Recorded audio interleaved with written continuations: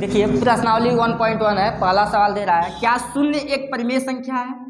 क्या इसे आप p बटा q के रूप में लिख सकते हैं, जहां p और q क्या है, पूर्णांक है, इंटीजर है, और q का मान क्या नहीं होना चाहिए, 0।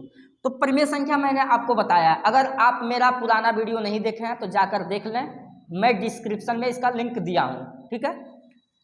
तो देखिए परिमेय संख्या क्या होती है, ऐसी सभी संख्याएं जिन्हें हम p बटा q के रूप में लिख सकते हैं, ऐसी संख्याओं को परिमेय संख्या कहते हैं। कंडीशन ये होता है कि p और q क्या होने चाहिए, पूर्णांक होने चाहिए, और q का मान क्या नहीं होना चाहिए, 0 नहीं होना चाहिए। पूर्णांक संख्याएं क्या होती हैं, -इन्फिनिटी से लेकर और +इनफाइनाइट तक होती है, ठीक है। ये बात समझ में आ रहा, मतलब -1 +1 -2 +2 3 4 5 6 -3 -4, ये सारी संख्याएं क्या होती हैं, पूर्णांक होती है। पूर्ण संख्या ही होती हैं, उनका निगेटिव साइन भी होता है, पॉजिटिव साइन भी होता है, ये पूर्णांक होती है। तो इन्हीं पूर्णांक संख्याओं में से कोई संख्या होनी चाहिए p बटा q के रूप में, ऐसी संख्याओं को हम परिमेय संख्या कहते हैं। कह रहा क्या शून्य को भी परिमेय संख्या कह सकते हैं, क्या इसे भी p बटा q के रूप में लिखा जा सकता है? हाँ लिखा जा सकता है। अगर 0 है तो क्या इसे मैं p बटा q के रूप में नहीं लिख सकता हूँ? लिख सकता हूँ। क्यों? क्योंकि 0 के नीचे मैं 1 लगा दूं, 0 बटा 1 का मान अब भी तो 0 है, मान में कोई परिवर्तन नहीं हुआ। 0 बटा 1 पहले भी था, 0 पहले भी था, अब भी 0 है, बटे में 1 लगाने के बाद में। तो हम क्या देख रहे हैं, ये p बटा q के रूप का हो गया। p और q क्या है, दोनों पूर्णांक हैं, पूर्णांक में 0 भी आता है, पूर्णांक में 1 भी आता है, और q का मान क्या नहीं होना चाहिए, 0। तो q का मान 0 भी नहीं है, q का मान तो 1 है। तो यानी कि हम इसका आंसर क्या होगा, क्या शून्य को परिमेय संख्या है, क्या शून्य एक परिमेय संख्या है? तो लिखेंगे हाँ शून्य एक परिमेय संख्या है, हाँ शून्य एक परिमेय संख्या है। बस इसका आंसर हो गया, परिमेय संख्या है जहां क्या q का मान 0 नहीं है और p और q क्या है, दोनों पूर्णांक है। ऐसा क्यों कह पा रहे हैं, ऐसा इसलिए कह पा रहे हैं क्योंकि 0 को हमने क्या लिखा है, 0 बटा 1, 0 बटा 1 लिखा है, यानी कि 0 और 1 दोनों क्या है, पूर्णांक है। q का मान 0 नहीं है, ठीक है, और ये p बटा q के रूप में बदल भी गया है, दोनों पूर्णांक है, इसलिए क्या है, परिमेय संख्या है, ठीक है। आगे देखिए, इसे मिटा रहा हूं। अगला सवाल कह रहा है कि 3 और 4 के बीच 6 परिमेय संख्या ज्ञात कीजिए। तो किन्हीं भी दो संख्याओं के बीच में अगर आपको परिमेय संख्या ज्ञात करना है, कितनी संख्याएं ज्ञात करना है, 6 परिमेय संख्या, ठीक है। अगर आपको कहता है 7 8 9 10, क्योंकि दो परिमेय संख्याओं के बीच ना अनंत परिमेय संख्याएं होती हैं, जिसका आप काउंटिंग नहीं कर सकते हैं। दो संख्याओं के बीच में, दो परिमेय संख्याओं के बीच में अनंत संख्याएं होती हैं। तो ये केवल कितना पूछ रहा है, 6। 3 और 4 के बीच में 6 परिमेय संख्याओं को आपसे पूछ रहा है। तो आप क्या करेंगे, एक तरफ 3 लिखेंगे, एक तरफ 4 लिखेंगे, ठीक है। संख्याएं कितना पूछा है, 6। आप क्या करेंगे, एक अधिक यानी कि 6 का एक अधिक कितना हो गया, 7। 7 से ऊपर गुणा कर देंगे, 7 से नीचे, यानी कि 7/7 से 3 में भी गुणा कर देंगे और 7/7 से 4 में भी गुणा कर देंगे। इसका फायदा क्या होगा, 7 त्रिकी 21 बटा कितना हो गया, 7, और इधर क्या हो गया, 7 चौको 28 बटे कितना हो गया, 7। फिर से सुनिए, 3 और 4 के बीच में हमें कितनी परिमेय संख्या निकालना है, 6 परिमेय संख्या है। तो हमने कितना लिखा, 7। अगर 8 पूछता तो कितना लिखते हैं, 9/9। 10 परिमेय संख्या पूछता तो 11/11 लिखते हैं। तो हमने क्या किया, 3 में 7/7 से गुणा किया, 4 में भी 7/7 से गुणा किया, ऊपर नीचे दोनों तरफ। क्यों ऐसा, इसलिए कि 7 से 7 कट जाए, मान में कोई परिवर्तन ना हो जाए, क्योंकि 21/7 का भी 7 त्रिक 21, अगर ऐसे काटेंगे 7 त्रिक कितना हो जाएगा, इसकी वैल्यू 3 है, पहले भी 3 ही तो था, इसलिए ऐसा किया जाता है। अब हमें मिल गया 21/7 और 28/7, मतलब 3 और 4 के बीच कहो या 21/7 और 28/7 के बीच कहो, कोई फर्क नहीं पड़ने वाला। अब इससे आप बढ़ते जाइए, 21/7, 22/7, 23/7, 24/7, 25/7, 26/7, 27/7।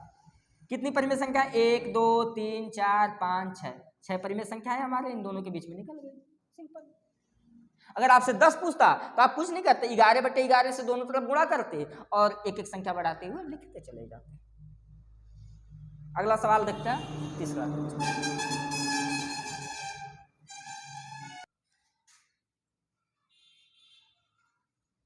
देखिए अगला सवाल दे रहा है कि 3/5 और 4/5 के बीच 5 परिमेय संख्या ज्ञात करना है।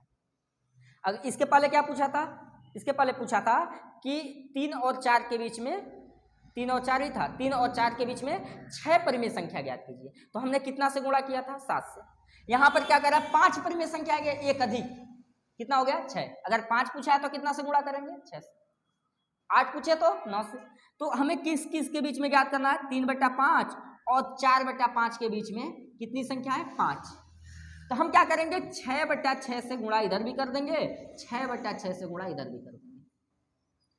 ठीक है, मान में कोई परिवर्तन नहीं। 36 कितना हो गया, 18/6 पचे कितना हो गया, 30। इधर कितना हो जाएगा, 6 चौको 24 और 6 पचे कितना हो गया, 30। बात वही है।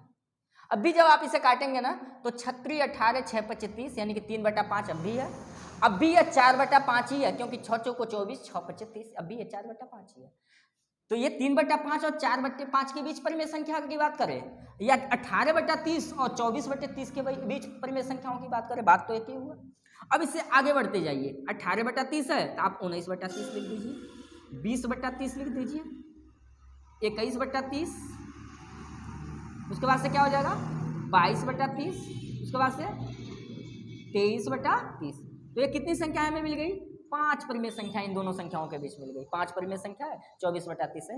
यहाँ पे जाकर रुक जाना है आपको। इसमें आप देख लेंगे कोई संख्या अगर कटने वाली है तो काट भी लेंगे। जैसे देखिए यहाँ पे ये कट रही है, 3 से कटेगा, 3 7 21, 3 दहा में 30, ये कट गया, ये कट गया, कितनी, 0 से 0 कट गया, 2/3 हो जाएगा ना, 0 से 0 कट जाएगा, 2/3 हो जाएगा, 2/3।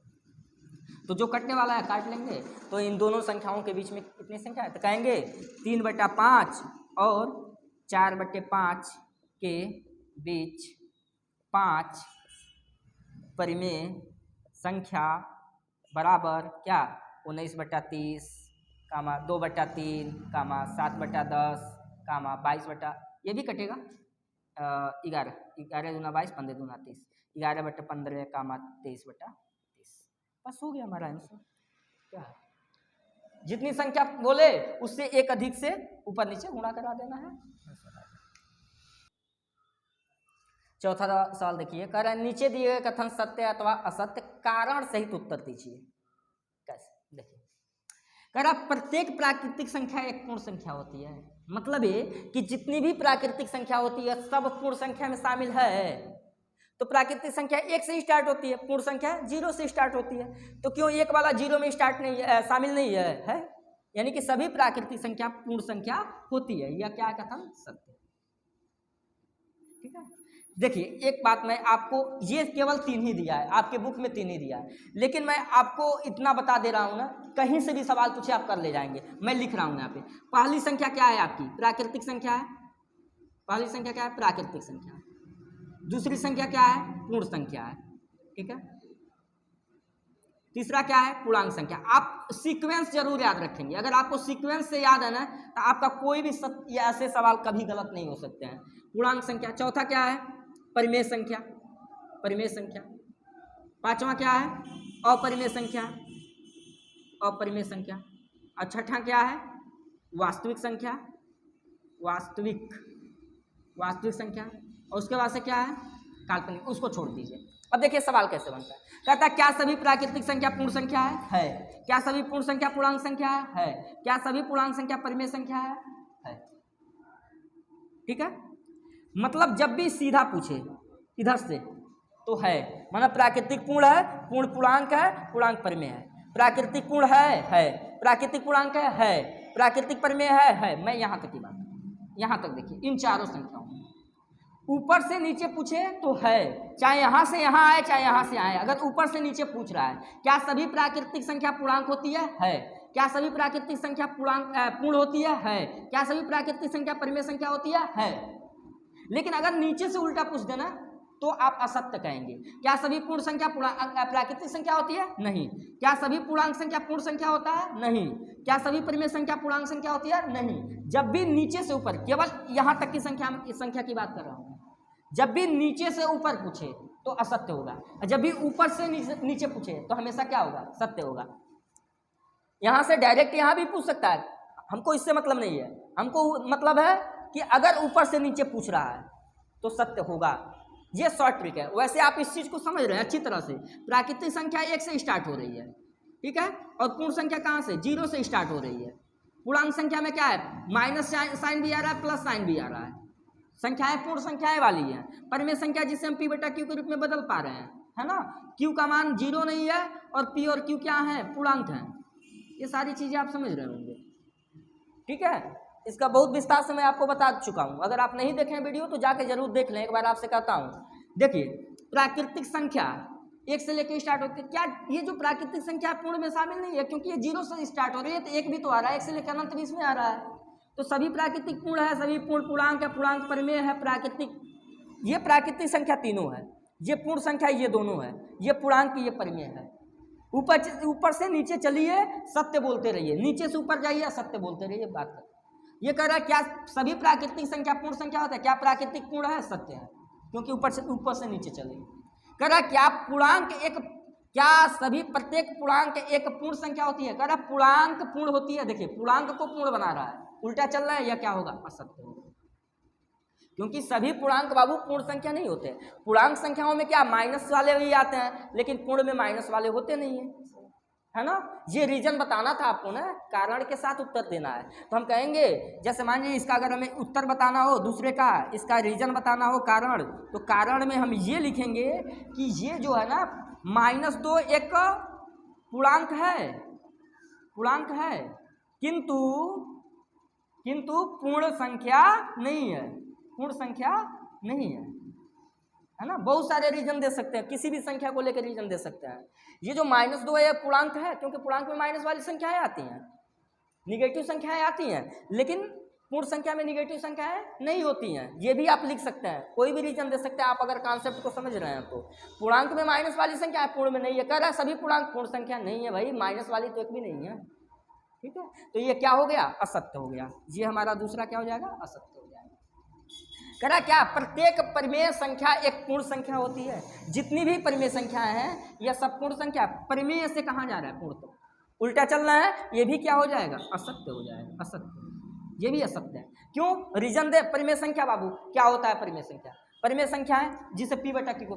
अच्छा बताइए 1/2 परिमेय संख्या है, 1/2 परिमेय संख्या है, बिल्कुल है, लेकिन इसे हम परिमेय संख्या तो बोल रहे हैं, लेकिन इसे मैं पूर्ण संख्या नहीं बोल सकता हूँ, क्योंकि पूर्ण संख्याओं में क्या बटे वाली संख्या आती ही नहीं है। पूर्ण संख्याओं में तो 0 1 2 3 4 काउंटिंग नंबर है और 0 है। बटे वाली संख्या पूर्ण संख्या में नहीं आती है, दशमलव वाली नहीं आती है, कड़ी वाली संख्याएं नहीं आती हैं। और यहाँ पे 1/2 को मैं परिमेय तो बोल रहा हूँ, लेकिन 1/2 को मैं पूर्ण संख्या नहीं बोल सकता हूँ, क्योंकि पूर्ण संख्याओं में बटे वाली संख्याएं नहीं आती हैं। जैसे मान लीजिए 7/3 लिखा है, चाहे 3.2 लिखा है, इन सबको मैं परिमेय बोल सकता हूँ, इसको भी मैं परिमेय बोल सकता हूँ, क्योंकि पी बटा क्यू के रूप में बदला जा सकता है। लेकिन ये जो 3.2 ये पूर्ण संख्या में शामिल नहीं है। अगर पूर्ण संख्या में शामिल होता तो हम विचार करते। कह रहा है सभी के सभी जितने भी परिमेय संख्याएं हैं, सब परिमेय संख्या पूर्ण में होती है, नहीं होती है। दशमलव वाली ही नहीं होती है, कड़ी वाली भी नहीं होती हैं। वैसे कड़ी वाली संख्या तो परिमेय संख्या है नहीं, लेकिन दशमलव वाली संख्या की बात करें तो वो पूर्ण संख्या में शामिल नहीं है, ठीक है। बटे वाली संख्या की बात करें, जो बटे के रूप में है, बटे की शक्ल में है, वो वाली संख्याएं भी पूर्ण संख्या में शामिल नहीं होती। किसी भी एंगल से देखा जाए तो कोई भी परिमेय संख्या या कोई भी कह रहे हैं, यानी कि प्रत्येक परिमेय संख्या पूर्ण संख्या नहीं हो सकती। कुछ ही परिमेय संख्याएं हैं जो पूर्ण संख्याएं हैं, कुछ परिमेय संख्याएं पूर्ण संख्या नहीं है। इसलिए क्या है, ये कथन असत्य है। रीजन क्या देंगे, रीजन ये दे सकते हैं इसका, तीसरे का रीजन कोई दे दो, कोई भी संख्या लिख लेता है, कह दें कि 3/5 एक परिमेय संख्या है, 3/5 एक क्या है, परिमेय संख्या है, किंतु पूर्ण संख्या नहीं है, पूर्ण संख्या नहीं है। ये रीजन मैंने दे दिया। बहुत अपना सबका अलग रीजन हो सकता है, आप दे सकते हैं, क्योंकि इस सवाल के बहुत सारे रीजन हो सकते हैं। देखिए अगर प्रत्येक परिमेय संख्या पूर्ण संख्या है, जी बिल्कुल नहीं है, ठीक है। तो कहेंगे 3/5 तो एक परिमेय संख्या है, ये परिमेय संख्या है पी बटा क्यू के रूप का, लेकिन यह पूर्ण संख्या नहीं है, क्योंकि पूर्ण संख्या में बटे वाली संख्या शामिल नहीं है। 3/5 आप इसे सॉल्व करेंगे, दशमलव वाली संख्या मिलेगी, ये भी नहीं शामिल है। तो ये चैप्टर हमारा खत्म होता है। अगर आप हमारे साथ जुड़े रहना चाहते हैं, डेली आपको एक वीडियो इसी यूट्यूब चैनल पर मिलते रहेंगे, तो आप हमारे साथ बने रहिए। चैनल को सब्सक्राइब कीजिए, लाइक कीजिए और ज़्यादा से ज़्यादा अपने दोस्तों के पास शेयर कीजिए। धन्यवाद, मिलेंगे नेक्स्ट वीडियो।